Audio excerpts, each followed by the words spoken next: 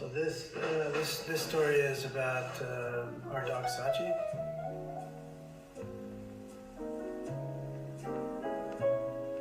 Oh, how'd you met Sachi?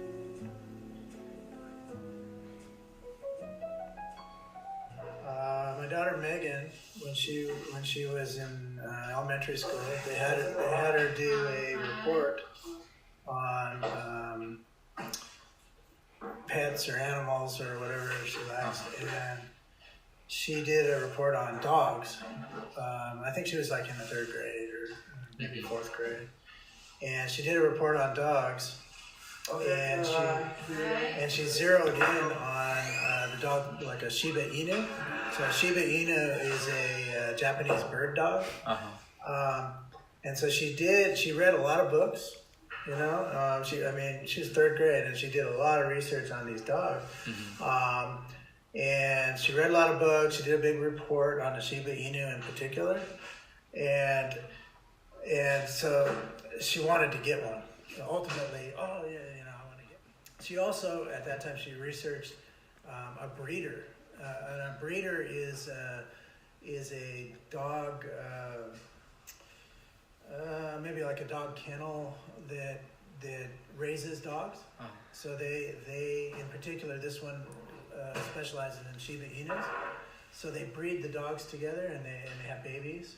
Yeah. And so she found this breeder down in San Diego that they have a bunch of dogs and then they have babies and they sell them, and they're pure breed, right? So and they have papers and all that specify the type of dog and where it came from and all that. So she researched that and found the address. So we took her down to San Diego. There was a lot of dogs to pick from, but we picked Sachi. And Sachi is considered what they call a red sesame dog. That's the color, red sesame.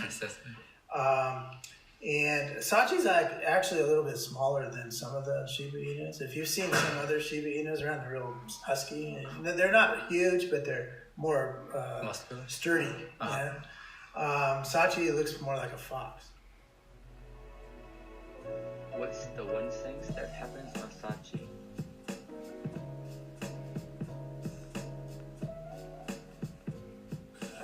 So Sachi was living in the backyard,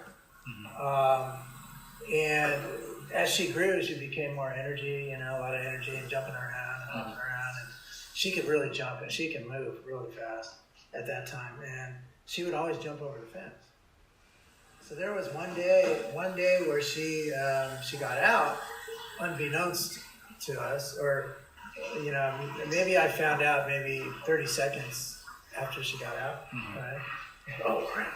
So I go running out the street, and I see Sachi running up the street, and I see a car coming, and then the car goes bam! And I hear the thud, right?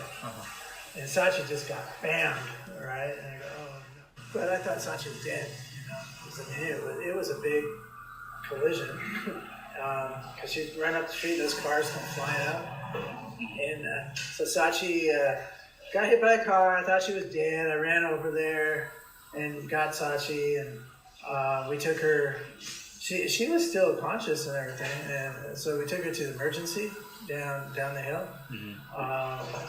and she ended up having like a problem with her leg, one of her legs. I can't remember if it was the left front or the right front. I can't remember. And so she had a cast on her leg, but it wasn't broken, thank God.